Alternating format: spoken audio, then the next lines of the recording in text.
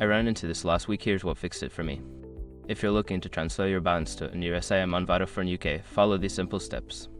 Step 1. Get your new SIM ready. Before activation, use the srock.com link in the description to open the eSIM compatibility checker and confirm your device and carrier are supported. Step 2. Log into your Vodafone account. Visit the Vodafone UK website or open the My Vodafone app. Log in using your existing account credentials. Step 3. Navigate to balance transfer. Once logged in, look for the option labeled balance transfer in the menu. This is typically found under account management or services.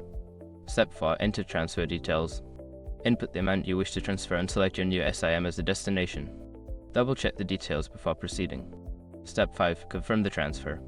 Review the transfer summary and confirm the transaction. You should receive a confirmation message once the transfer is successful. Sometimes, the transfer might take a few minutes to reflect on your new SIM, so don't panic if it doesn't show up immediately. I hope this helps you make the switch smoothly. If you have any questions, feel free to ask.